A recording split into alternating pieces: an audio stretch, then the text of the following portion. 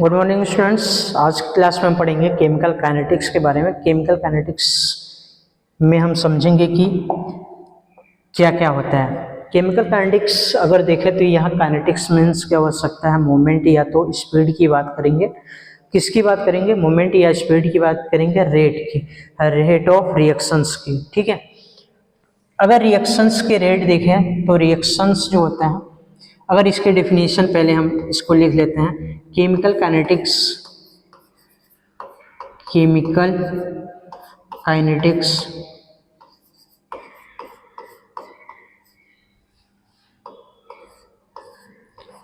is branch of physical chemistry, branch of physical chemistry, physical chemistry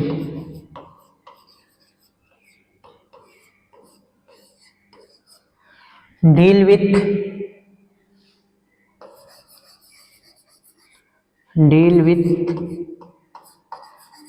rate of reactions,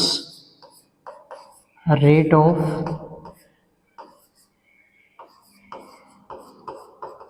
reactions and mechanism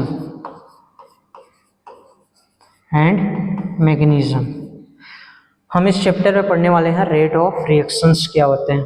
अगर rate of reactions को देखें, अगर reactions की बात करें, रिएक्शंस जो होते हैं ये डिफरेंट टाइप्स के रिएक्शंस इसमें हम पढ़ेंगे। फर्स्ट में हम पढ़ेंगे very fast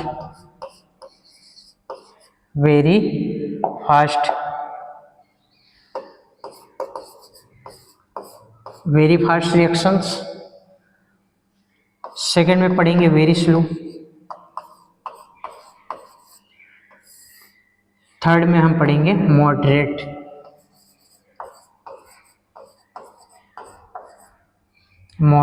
reactions, slow reactions, very fast reactions. अगर फास्ट रिएक्शंस की बात करें तो ये कैसे होने चाहिए? आयनिक होने चाहिए। इसमें टाइमिंग जो होता है ना, बहुत ही कम टाइमिंग में ये रिएक्शंस हो जाता है। 10⁻14 टू 10⁻16 सेकंड में ये समाप्त होने वाले रिएक्शंस होते हैं। ठीक है, जैसे यहाँ पे AgNO3 की रिएक्शंस करवा दें NaCl के साथ, सिल्वर नाइट्रेट की रिएक्शंस करा दें NaCl के साथ, तो यहाँ पे इसको आयन में हम डिसोशिएट कर लेंगे, A+- इसको भी डिसोशिएट करेंगे। ये Na रिएक्ट कर जाएगा इसके साथ में और AgCl रिएक्ट करेगा Cl के साथ में। यहाँ पे बन जाएगा AgCl का वाइट प्रेसिपिटेट मिलेगा। क्या मिलेगा? वाइट पीपीटी देखने को मिलेगा, प्लस सोडियम नाइट्रेट बन जाएगा, सोडियम नाइट्रेट बनेगा। ठीक है, इस रिएक्शंस को क्या बोलते हैं? Very fast reactions. अगर हम बात करें यहाँ पे वेरी स्लो रिएक्शंस, ये जो है रिएक्शंस ईयर्स में समाप्त होने वाले होते हैं। ईयर्स में या तो फिर मंथ में समाप्त होने वाले रिएक्शंस होते हैं। जैसे एग्जांपल अगर देखें तो कौन सा हो सकता है? रस्टिंग ऑफ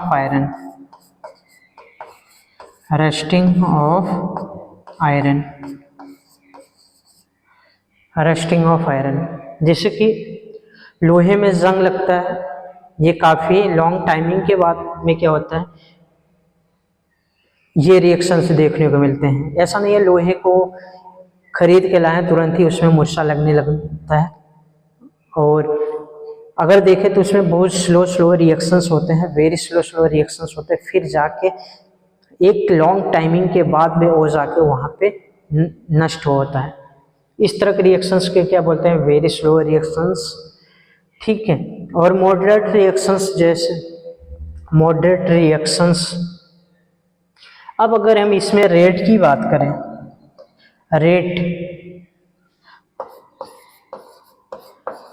रेट हम वेरी फास्ट रिएक्शंस का नहीं निकाल सकते, क्योंकि इतना कम टाइमिंग में रेट निकालना पॉसिबल नहीं है। हम ना तो वेरी स्लो का रेट निकाल सकते हैं, काफ़ी ईयर्स तक के लग जाते हैं, जैसे कि 10-10 साल 5-5 साल रिएक्शंस देखने को मिलेंगे। तो ऐसे रिएक्शंस को हम ऑब्जर्व नहीं कर पाते, उसके रेट हम निकाल नहीं पाते। अगर हम मॉडरेट रिएक्शंस की बात करें तो इसके रेट निकाल सकते हैं, इसके रेट निकाल सकते हैं, ठीक है।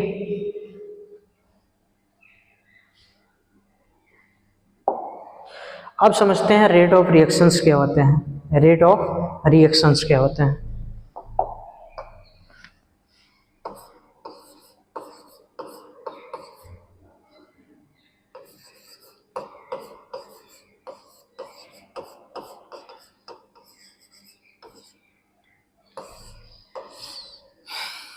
इसको शॉर्टकट में लिख सकते हैं ROR। क्या लिख सकते हैं, ROR। रेट ऑफ रिएक्शंस क्या होते हैं, अगर देखा जाए तो इसकी डिफिनीशन की बात करें, change in concentration in reactant and product per unit time को क्या बोलते हैं, rate of reactions.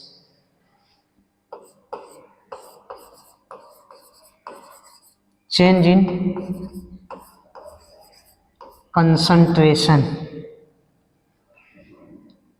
change in concentration of reactants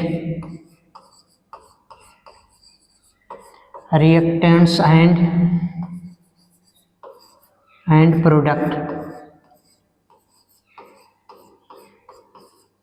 products per unit time, per unit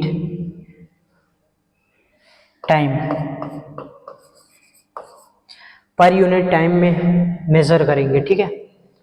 इसको हम क्या बोलेंगे, रेट ऑफ रिएक्शंस। अगर इसको हम इस तरह से रिप्रेजेंट कर सकते हैं ROR को, रेट ऑफ रिएक्शंस को, चेंज इन कंसंट्रेशन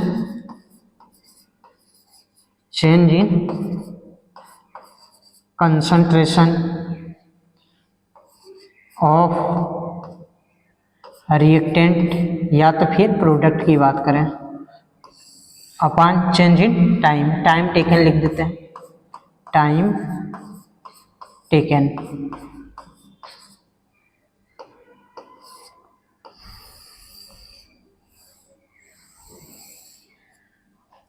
ठीक है, चेंज इन कंसंट्रेशन किसमें, रिएक्टेंट में और प्रोडक्ट में, और यहाँ पे क्या है, टाइम टेकन। जैसे कि हम देखें यहाँ पे R रिएक्टेंट से हमें क्या मिलता है, प्रोडक्ट मिलता है, रिएक्टेंट से हमें क्या मिला, प्रोडक्ट का फॉर्मेशन होता है। अगर T इक्वल टू, अगर देखें टाइमिंग में T इक्वल टू यहाँ पे 0 पे देखें, तो मान लो इसकी वैल्यू मान लेते हैं यहाँ पे R0 था, तो यहाँ स्टार्टिंग में देखा गया तो इसका वैल्यू 0 मिला। ये T टाइमिंग में देखा गया तो इसका वैल्यू जो था R0, यहाँ पे मान के चलते हैं ये X बना, R0 माइनस यहाँ से क्या मिल जाएगा, X मिल जाएगा। हम जानते हैं कि रिएक्टेंट की वैल्यू क्या होगा, डिक्रीज होता जाता है, रिएक्टेंट की वैल्यू क्या होता है, डिक्रीज होता जाता है, और प्रोडक्ट की वैल्यू क्या होता है, इंक्रीज होता रहता है। जैसे यहीं पे अगर हम 50 का लेते हैं, यहाँ 100 का लेते हैं, मान लो कि यहाँ पे 100 होता, तो यहाँ स्टार्टिंग में मान के चलते हैं ये 0 बना, ये 0 बना, और T टाइमिंग होने पे मान लो कि 10 सेकंड 5 सेकंड होने पे देखा गया 20 सेकंड होने के बाद देखा गया तो ये इसका वैल्यू मान के चलो ये 50 हो गया, तो यहाँ से क्या मिलेगा 100 माइनस 50 कर लेंगे, यहाँ कितना मिलेगा 50। देखो ये रिएक्टेंट की वैल्यू क्या हो रहा है, डिक्रीज हो रहा है, जबकि प्रोडक्ट में क्या हो रहा है, इन रिएक्टेंट की वैल्यू क्या हो रहा है, डिक्रीज हो रहा है, प्रोडक्ट की वैल्यू क्या रहा है, इंक्रीज हो रहा है। ये देखो डिक्रीज हो गया और ये हमारा क्या इंक्रीज हो गया। ठीक है, इसको इस तरह भी लिख सकते हैं, rate of reactions delta C by delta T. यहाँ प्लस और माइनस भी लगा देते हैं। ये प्लस माइनस क्या रिप्रेजेंट करते हैं, अपेरेंस और डिसअपेरेंस। ये प्लस जो है अपेरेंस ऑफ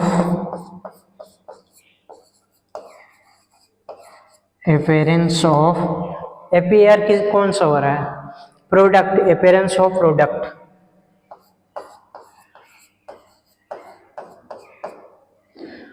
ये माइनस क्या दिखा रहा है, डिसअपेरेंस ऑफ रिएक्टेंट,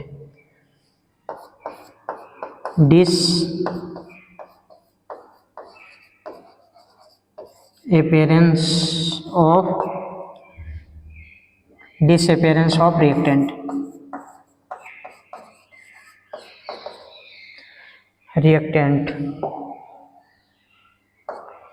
ठीक है, ये समझ में आया क्या होगा, चेंज इन कंसंट्रेशन रिएक्टेंट और प्रोडक्ट में, और यहाँ पे देखने को मिलेगा पर यूनिट टाइम में, तो उसको हम क्या बोलेंगे, रेट ऑफ रिएक्शंस, और change in concentration reactant and product per unit time, इसको बोलेंगे रेट ऑफ रिएक्शंस। हम इसको इस तरह भी रिप्रेजेंट कर सकते हैं, delta C by delta T. ठीक है, और ये प्लस क्या हमें डिनोट कर रहा है, अपीयरेंस ऑफ प्रोडक्ट, और माइनस क्या डिनोट कर रहा है, disappearance of reactant.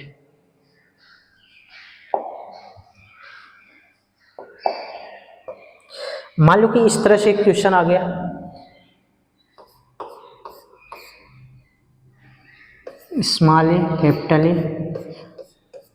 Small B capital B, small C capital C, small D capital D. अगर इसमें हमें रेट ऑफ रिएक्शंस फाइंड करना होगा, मान लो कि इस क्वेश्चन में हमें रेट ऑफ रिएक्शंस फाइंड करना होगा, तो कैसे करेंगे,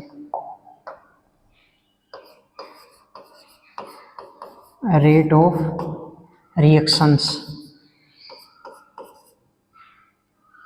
ब्रैकेट में क्या लिखेंगे, आर ओ आर। हम इसको इस तरह से रिप्रेजेंट करेंगे, माइनस चेंज इन कंसंट्रेशन, ये स्टाइक्योमेट्रिक कोएफिशिएंट है, ये भी स्टाइक्योमेट्रिक कोएफिशिएंट, ये स्टाइक्योमेट्रिक कोएफिशिएंट, ये स्टाइक्योमेट्रिक कोएफिशिएंट से हम क्या कर देते हैं, डिवाइड कर देते हैं। इससे क्या करेंगे, डिवाइड कर देंगे 1/8। यहाँ पे चेंज इन कंसंट्रेशन किसमें, ए में निकाल रहे हैं, अपॉन डी टी। ऐसे ही सेकेंड का भी निकाल सकते हैं। ये यहाँ पे इन दोनों में क्या होगा, डिसअपेयर होगा, इसमें क्या होगा, अपेयर होगा।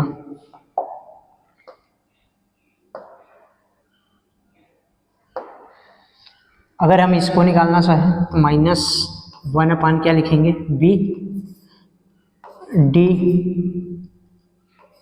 B upon D T. अगर ऐसे ही हम सी को लिखना चाहें तो यहाँ पे प्लस लिखना पड़ेगा, 1/C, चेंज इन कंसंट्रेशन किसमें, सी में, अपॉन डी टी। ऐसे ही यहाँ पे प्लस लगाएंगे, 1/D लिखेंगे, change in concentration D upon D T. ये तो रेट हो गया। अगर हमें यहीं पे बोल देता कि रेट ऑफ डिसअपेरेंस, क्या बोलते हैं, rate of disappearance, rate of disappearance,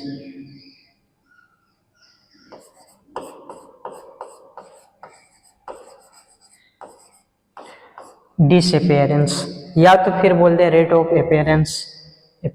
disappearance कौन सा हो जाएगा, यहाँ पे हम जब डिसअपियरेंस लिखते हैं स्टाइकोमेट्रिक कोएफिशिएंट से क्या करेंगे, डिवाइड नहीं करना पड़ेगा, इसमें विदाउट स्टाइकोमेट्रिक कोएफिशिएंट से लिखना पड़ेगा। यहाँ पे हम क्या करेंगे, इस तरह से लिखेंगे डिसअपियरेंस ऑफ, हम किसके लिए निकाल रहे हैं, ए के लिए, ठीक है। अपेयरेंस ऑफ ए, अब ए के लिए लिखना पड़ेगा तो यहाँ पर लिखेंगे D A upon D t. यहाँ पे साइन कौन सा आएगा, माइनस। ऐसे rate of disappearance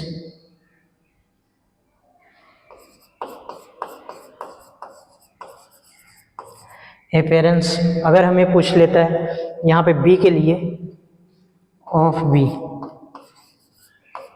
disappearance of B के लिए पूछेगा तो फिर हम कैसे सॉल्व करेंगे, यहाँ पे भी स्टाइकोमेट्रिक कोएफिशिएंट का क्या करेंगे, यूज नहीं करना है, d B by d t. यहाँ पे मिस्टेक कर देते हैं कुछ लोग कि यहाँ पे क्या करते हैं कि ये स्टाइकोमेट्रिक कोएफिशिएंट से यहाँ भी डिवाइड करते हैं, ऐसा नहीं करना है, ठीक है। अगर हम ये पूछ लेते हैं यहाँ पे rate of appearance, rate of appearance of यहाँ पे सी, यहाँ पे लिखेंगे इस तरह से plus d C by d t, ठीक है। ऐसे दूसरे का rate of appearance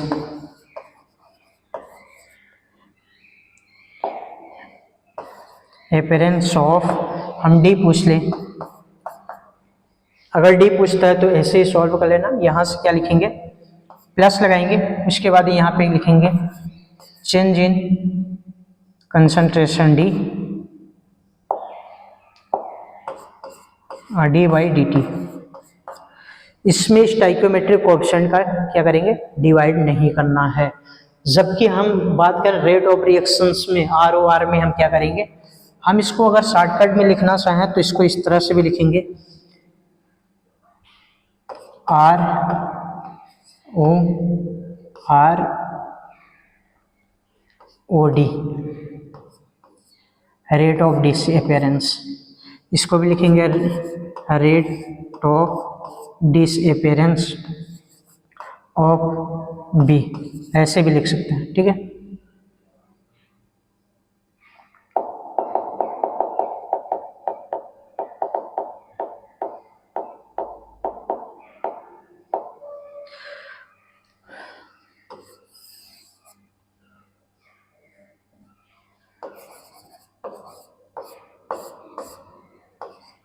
very important,